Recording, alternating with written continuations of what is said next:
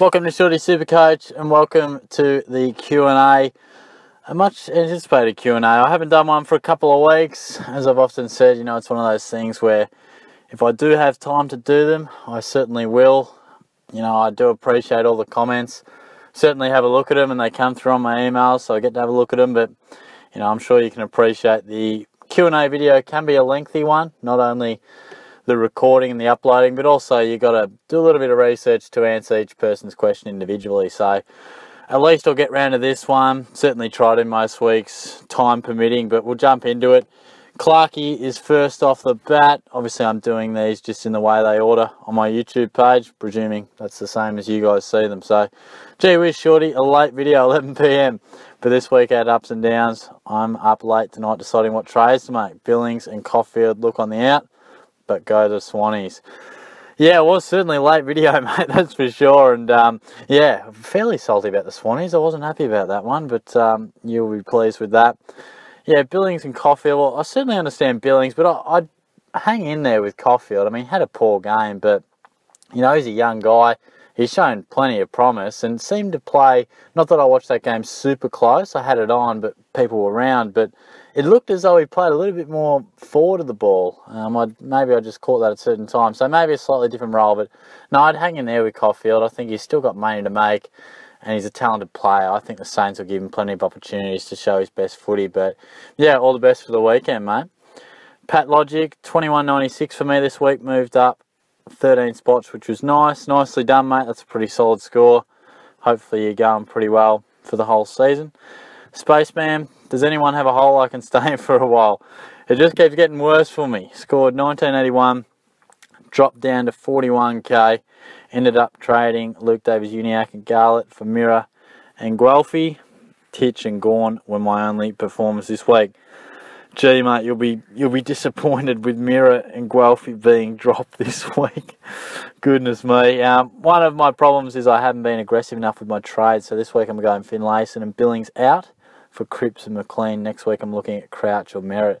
Yeah, and fair enough. I mean, I encourage being aggressive with the trades, particularly if you are struggling a little bit too, because you don't want to sit on it too long. And I think, Finlayson's potentially started to halt in terms of making some coin, and we all know the story with Billings. Cripps is in great form. McLean looks to be the most consistent forward alongside Isaac Heaney, so you can't really fault that. And certainly Crouch and Merritt. I mean, I think probably Merritt was last week's trade-in or this week, so I'd probably be more so looking at Crouch for you. But definitely hang in there, mate. I mean, it's a fine line, I reckon, from a good score to a bad score. Obviously, it doesn't feel like it at the time, but sometimes you're only a week or two away from a few guys who are out of form hitting some good form, and then all of a sudden your team is going from 2,000 to 2,200 just with it, maybe picking a better captain, bit of form fluctuation, and all of a sudden you're going all right. So certainly hang in there, mate, and I'm sure it'll turn around soon enough. Just clear the throat a little bit there. Gruffy, what have you got for me, mate? Shorty, I'm going early on Spargo. Next week I'm doing double downgrade, choice of between Warpel, Mooch, I think that's how you pronounce it, and Ronky. I recommend the player highlight vids made by On The Full Productions. I recommend the player highlight vids made by, oh yes, excellent quality and editing, and the dude likes to show debutants. Good for us on Rookie Watch. No, that's a good point, mate. That's often you can see a bloke score, but you really would like to actually see how he goes about it in the actual footage, because I reckon you can always tell a fair bit just by how a guy looks at AFL level. Scores and stats can say one thing, but you're right, it's definitely good to see how they operate and the confidence levels and how they got their touches and where they got them is really interesting. So, yeah, I'll have to check that out at some point. And, yeah, I like the double downgrade. I think it's a good time to do that. Like I spoke about in the weekend preview, there's some really big guns that will start to drop a little bit. So, to prepare yourself with a bit of cash, I certainly can't fault you there. Alex Jezelenko, you beauty, mate. Thanks for getting on board. Trade or hold Toby Green. Leon Cameron wasn't specific on how long he is out for, but it looks like multiple weeks. Yeah, that's a tough one. I mean, my initial reaction is hold, because you've already been without him for a couple of weeks, so it's almost, with these ones, it's tough when it's sort of a week-to-week assessment on the player, it seems as if he's 1 or 2 away, but then does that turn into a cautious 3? You know, look, I'd probably be looking to trade him because, as you said, unless we can get some clarity on exactly when he's coming back, then you don't want to hold on, because at the moment he seems like a guy that, you know, it's not exactly just this carbon copy sort of injury where it's like, yeah, 20 days, you'll be right, you'll be back by X amount of time. This one seems a bit of horses for courses. So I think have a bit of a Google, have a bit of a look around. You've probably already done that given the Liam Cameron comment, but try and get some sort of handle on where he might be at. And if it's 1, even 2 more, you'd probably hold because you've already held for a little bit. But if not, and you know, I think you'd be looking to pull the trigger, particularly if you don't have great coverage in that forward line. That's probably what it would come down to, how you can cover him. So that'd probably be the more defining answer to your question. Kelly Nagram, thanks for the question, a regular contributor, so thank you. Spot on, Shorty, with your bank balance. Oh yes, just highlighting what I was saying in terms of not trading in terms of what you got in the bank for that exact week. Thanks for the agreeing there. I'm also liking to trade in Sistog for Bonner, and also bringing Cole, who whilst expensive for a rookie, looks to have a nice SuperCoach game. Yeah, I was thinking that too. What was it, a 98 and a 70 maybe? And really going well. I mean, I suppose, yeah, not as cheap as we might like, but similar to sort of Caulfield's starting price. So yeah, I definitely understand that. Not a bad option.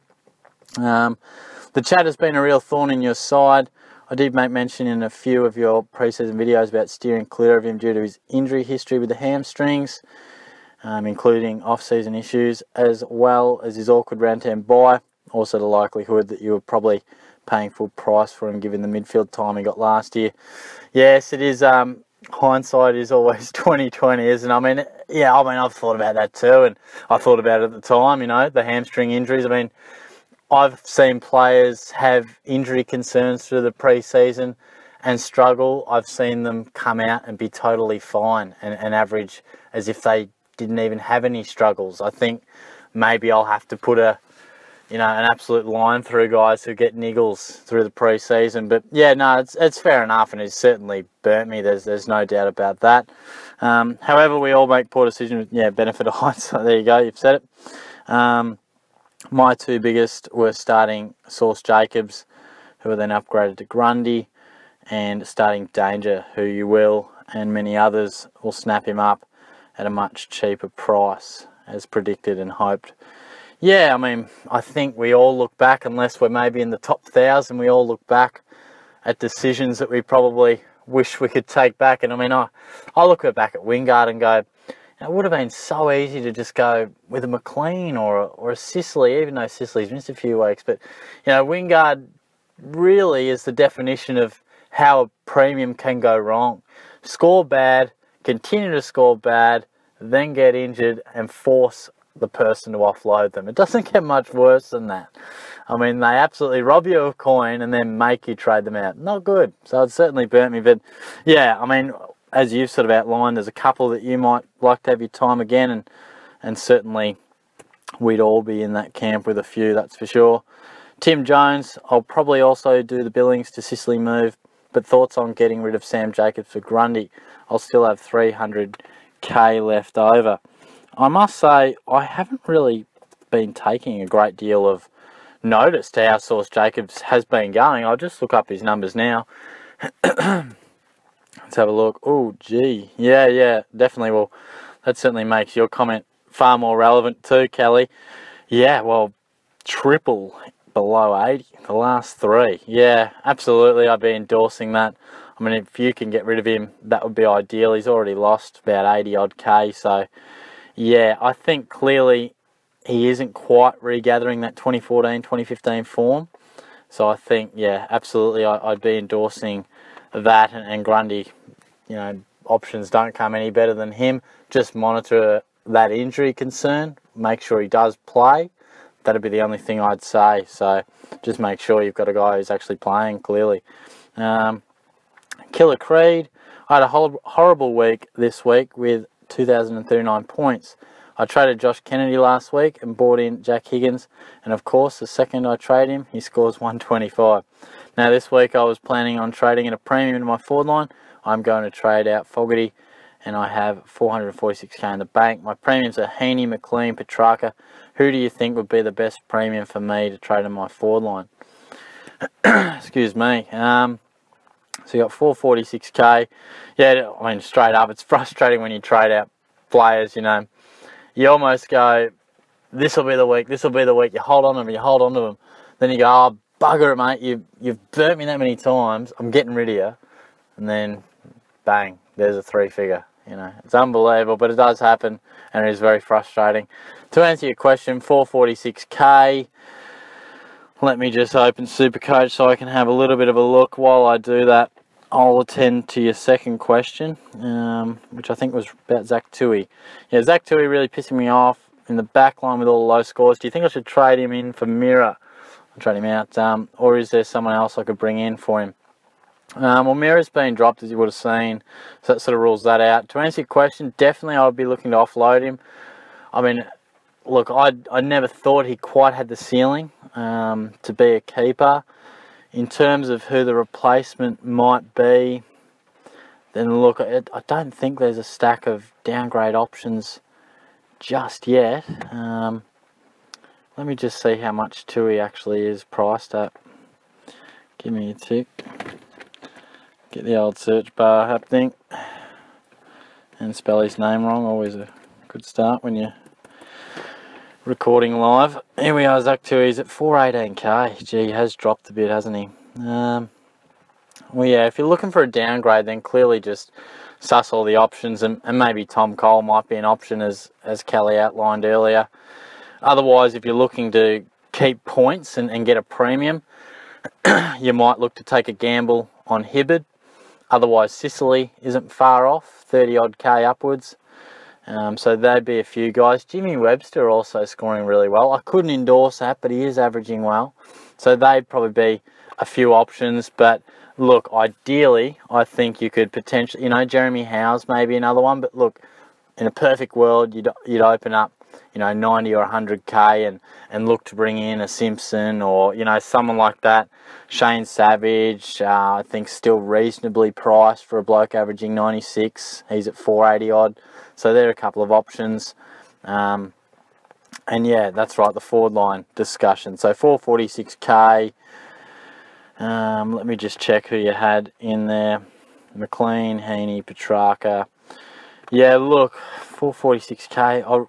I'd really love to see you perhaps open up a little bit more coin, because even someone like Devon Smith is still a little bit expensive. I'm not sure if you can open up some more coin there, mate, but I really think, give me a minute and I'll just look to navigate my way to the actual pricing. But ideally you would be looking to go for someone that you did see as a keeper, you know, a Menegola, or, you know, maybe it's, yeah, probably Menegola's the only one you don't have at the moment.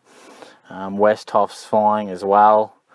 Let me just log on. Sorry for the slow pace, guys. You guys who aren't getting this question answered are probably bored shitless, but I try to you know, do a little bit of preparation, and I actually didn't read this question in its entirety, so there you go, there you have it, just a real bit of boring work on the podcast. But let's have a look here, see if we can sort these fellas by price. But yeah, hopefully you've had a decent week as well, and hopefully have a reasonable weekend coming up Supercoach wise. I've actually, funnily enough, got a good feeling about my team. I don't know whether, do you ever just have a feeling where you're like, made a couple of good trades, you know, surely this guy can bounce back, and you're just like, I reckon I'm in for a good one. And I'm going to put on the record, I'm feeling at least 2,300. I'm feeling really good. I don't know what it is, but I'm going to back my boys in and say that they can go really well this weekend. So fingers crossed anyway. But yeah, look, so taking a look at some of these prices, you've got 446k to work with. I mean, Matty De Boer's flying at the moment, but I couldn't endorse him. It's pretty slim pickings down there, to be fair. Look, mate, I think you're going to just have to find some coin. I mean, I don't think there's too many other ways to look at that. I mean, try and find some money, or the other option would be to downgrade to a Spargo or someone like that. And you bank all that coin, you lose in the meantime on points, but soon enough that will repay the faith, and hopefully you can replace them, you know, not lose too much in the points category, and there you've got, you know, a bit of coin. But yeah, under 446k at the moment, doesn't seem to be too many options. But yeah, thanks for your patience, guys. Obviously I was just sort of scrolling around there as I did it and sort of waffled on, but hopefully you enjoyed the sort of live element of that. Carlton Clements, am I the only one who had Gawn captain? Well, I doubt you'd be the only one, but nicely done. I mean, I certainly would have VC'd him if I had the option to, because he was always going to really dominate the ruck. But gee whiz, you'd be pleased with that decision. That was good stuff by you. Little Robbo, thinking Walters to Sicily. Thoughts on that trade? Yeah, really like it, mate. Nothing wrong with that. Have 400k in the bank, and I know you said hold off on it, but I sat with it last round as well. And wouldn't you just consider it as having a primo on your bench for 2 rounds, which is a massive no-go? I know sometimes it can save a buck waiting, but wouldn't it be worth just investing now? Yeah, I mean, that's always, I guess, that balancing act. I mean, I like to get the most bang for my buck, so sometimes, you know, I might sacrifice 30 or 40 points and get an extra 30 or 40k. Now, obviously, it's a balancing act. You can't always sacrifice the points because you'll lose out on rankings, but you can't always sacrifice the cash because inevitably you'll get to a point in about a month where you wish you had that extra 100, 150k to work with. So it's horses for courses, mate. I'd pull the trigger. Clearly Walters is out, so definitely go Sicily. Almost for people who didn't have him, we've been done a favour by those 2 suspensions, that he's averaging beautifully, but he hasn't played enough games to really get that price going north too quickly. So we have been done a favour if we didn't have him, because all of a sudden he's still fairly cheap. So I think, yeah, absolutely get him in. And another one, is Banfield to Danger a smart trade? Clearly that's a smart trade. It all depends what you've got to sacrifice. I know it may be a week or 2 early for Dangers, 150 break even, and Banfield's is 42, but saves you 40 to 50k at best. Is it really worth it, or do you reckon it's smarter to pull the trigger now and guarantee the points, especially if Danger does have a big game and reaches his break even?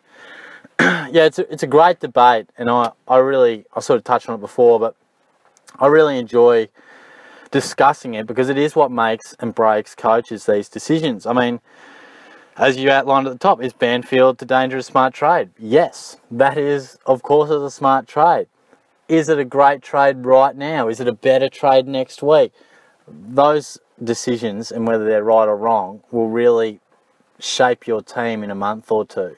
And my thought on that, you know, look, I'd be more inclined, it all depends who you're fielding. But if it's for Banfield, if Banfield's on your field, then yeah, definitely you don't want him scoring. Put it this way, Banfield, probably he's a lock for at least 50, very likely 60, but I don't see him getting over 70 too often. He still needs to get named. He's on the extended bench, so that might answer your question. So he's only likely to make 10 or 15 more, or 10, 15,000 more dollars. As you say, Dangerfield can easily reach that. The likely outcome, as you've said, is to save 30 or 40k. And as I said before, it's a balancing act. Maybe you've sacrificed points in recent weeks, maybe you've sacrificed coin. That decision in its isolation, I can't really say whether it's the right move or not. You've got to sort of assess where your bank balance is at now, and have a listen to my weekend preview, because I discuss a few guys that you want to be looking at and discuss how you can think forward a few weeks from now. Put it this way, let's go into Shorty's head right now. I've got 340k in the bank, something like that. I trade in Sicily for Bonner, I trade in McLean for Wingard. I'm down to 70k. Next 2 upgrades, I definitely want them to be Dangerfield and Mitchell. They're both starting to bottom out to an extent, probably as cheap as we might see them. So they're my 2 men. Who are the guys that I'm going to get there to? Who are the stepping stones? Tim Kelly, Jeremy Finlayson. 2 guys who have done extremely well for me, who are perhaps starting to peak. Kelly probably not just yet, but certainly Finlayson. So who's going to fall sooner? I'm thinking I'm probably going to get Mitchell next week. He's at 600k, 150 break even. I'm thinking he's going to be about 580, 590. Finlayson, break even about 50. I think he's probably going to be, might get that, go up to 360, 370. Add that 70k on, call it 430. I'll roughly need 160 for Mitchell. Following week, I'm looking at Tim Kelly. I'm thinking he's going to be 410, something like that. Dangerfield, again, it's sort of a bit of a crystal ball element now, but he's at, 640 now. I could envision him being anywhere from 610 to 630. I'm going to need 210, 220. What do I have in the bank? Well, what was it? I think I spent 160 on Mitchell, had that 70 in the bank. So, therefore I need, for the trade to get to Dangerfield and Mitchell, I need about 360k. So then I'm looking at where am I getting that 360k. So this is an insight to a 3-week plan. Where am I looking at that? Who's really peaked as a cash cow? Banfield, Holman, they can open up 130, 140. Okay, I need to find probably another 220 from somewhere. Who's really starting to peak? Who's on offer for me? It's probably Sam Murray. He's going well, but he's done his job. Maybe he's only going to get sort of 60s and 75s with the odd 90. That's where I'm going to get it. So he'll be about 350, downgrade to a 120 guy. There's my 230. And that's how I'm thinking. So that was probably a minute of madness as I just went into all sorts of directions of where I'm going. But that's how you got to visualize it. You've got to not only make this one trade, but how does this trade affect your next 4 to 5? So that's where you'll make that decision. That's a pretty long answer to a pretty simple question. But hopefully you guys enjoyed, a bit of an insight to how I'm thinking. Because I was thinking about on the way home in the car, I was thinking, gee, do I definitely, this is a good move. But am I going to be able to do what I want in the next couple of weeks? Because I don't want to get there and be like, Jesus, I need another trade to find money. We only get 2 trades a week. So thanks for your question there, mate. GJ SuperCoach 101, 2,176 in the top 400. Nice work. I have 22 trades left with 250k in the bank. I'm thinking not making a trade this week and hoping that someone like Dangerfield or Crouch drops in for a nice price so I can get him for Holman. Who would you recommend me trading in next week given my situation? I reckon you've nailed it, mate, and clearly you've done all right throughout the season. I mean, top 400, great work. Certainly Dangerfield. You've probably already got Mitchell or Matty Crouch. I mean, you've said it right there and then. Holman, geez, struggling tonight. Holman's probably got, he might not have any more money to make, to be fair. I think he's still capable. I sort of spoke about Banfield. He's probably got a ceiling of about 70, Banfield. The thing with Holman, can score 30s, but he can get 90 odd. So, you never know whether he's got more money to make. But yeah, pretty simple there, mate. Certainly keep your eye on Crouch and Dangerfield. I reckon you hit the nail on the head there. Nice work. Jeremy, I'm considering keeping Duday and Kelly all season depending on how they score. Both have the potential to go big each week and have cemented their positions in the team. With that said, I only have 4 guys until all of them are keepers. Thoughts on Danger at all this year? If he keeps up the form, do you think he'll bounce back to 130 plus? Or thoughts on no Danger at all this year? Kelly almost does the same and costs way cheaper.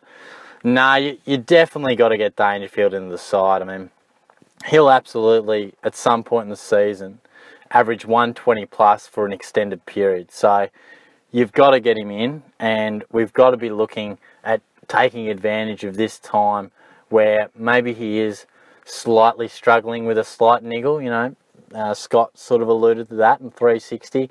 Maybe the Cats are struggling a bit too, not playing their best footy. It can be a bit of a flow-on effect to a whole team having not their best form. So Kelly's going well, but I think for the whole season, he's probably going to end up averaging about 90, I'd say. I would doubt, particularly if Ablett comes back, I doubt that he'd reel off these sort of scores for the whole season. He's going to tire at some point, where Dangerfield, not only is he going to average well beyond Kelly's current 98, but he's capable of averaging 125 plus for the remainder of the season. So certainly look to get him in, mate. I like what you're doing with the team. You obviously traded well to be close to all keepers already. but certainly make Dangerfield one of the main guys to bring in. Who else we got here? Ed O'Brien, Billings, Bonner, Walters, Hogan, Holman, 188 in the bank, 23 trades left. I think I need help with who to trade. Yeah, absolutely, mate. You've got a bit on your plate there. If I can offer any advice in terms of prioritising that, I would be looking at getting rid of Walters and Bonner. You know, providing Hogan does get up and play. I mean, look, clearly Walters is the number one man who's got to go. He'll be out for an extended period of time. I think of the others, Bonner, you know, you can mount the same case for Holman. They're guys that are there to make us coin, and they're not doing that, and they're not scoring great at the moment. So I would rate them as the next guys you want to get rid of. And look, I know Billings is frustrating, but I think you'd be better off spent, you know, ditching a Bonner or a Holman, because they're not going to be guys who average 90 plus for the rest of the season. And I know it sounds crazy right now, but Billings could average 90 plus for the rest of the season. He is capable of doing that. So yeah, that's what I'd be doing if I was you. Definitely getting rid of Walters. And yeah, potentially, I'm not sure where, you know, upgrade, downgrade. You've got a bit of money in the bank. You'll certainly work it out as to who you want. But certainly you'd be looking to make Walters a priority out of your team. And maybe you can upgrade to, you know, whether it's a Sicily or a Simpson, or, you know, maybe you can get to Hurley potentially, depending how you work that all out. But thanks for the question, mate. John O'Carroll, Walters is injured. I think that might be maybe in response to when I was talking about the guys I had my eye on. Yeah, well, clearly he's injured, and that was the whole point that I'll have my eye on him, because at some point in time, and granted it won't be till probably maybe 6 or 7 weeks, but he'll be extremely cheap and certainly very gettable at some point in time. So that was the thought process behind that one. Jack Dunn, hey Shorty, should I hold on Toby Green or get rid of him? Thinking of going down to Sicily, 50k in the bank. Yeah, I touched on Green in another question before, so hopefully you caught that one. But yeah, I think if you can get Sicily in, then yeah, certainly probably pull that trigger. As I mentioned with the other fella, it's a bit difficult to say. I mean, you're always wanting to hold on to those premiums, and you really hope that he's only 1 week away. But unless we can get some clarity on how far away he is, then I think you've got to play it safe. I mean, look, I was thinking similar with Josh Kelly the other week. I thought, oh, he might only be 1 week away. Should I just hold him? Turns out he missed another, and he's still not in. So you'd hate to be hold. There's nothing worse than being patient and wanting to be rewarded for your patience, and they're just not coming in. So particularly early in the season, yeah, I'd say if you can get to Sicily that easily, as most people can, I mean, Green's far more expensive, but if you can do that, you got no other pressing issues, then go for it. Ali, thanks for the question. Hey Shorty, I'm going to trade out Christensen this week. Who should I upgrade him for out of these 4? We got Sicily, Westhoff, Heaney, Devon Smith. Definitely Heaney. I mean, if you can get Heaney, absolutely. I think he's the number 1 forward. He's looking great, super consistent. I'd absolutely be bringing him in. If you wanted me to rank those guys, it is tough. Heaney's a cut above. I still don't trust Westhoff. Sicily is hot and cold. Devon Smith is really consistent, but probably doesn't have the ceiling of the other 3. So I think Smith's certainly a real good mid-90s averager, but definitely Heaney's the absolute pick for me there. Thanks for the question. Warwick Murray, Billings is killing my life. He has to go. I gave him enough chances, scored 2,222. Richie Benno would love that score. Using Cripps VC, moved up 2,000 places, so back to 2,284th at the moment.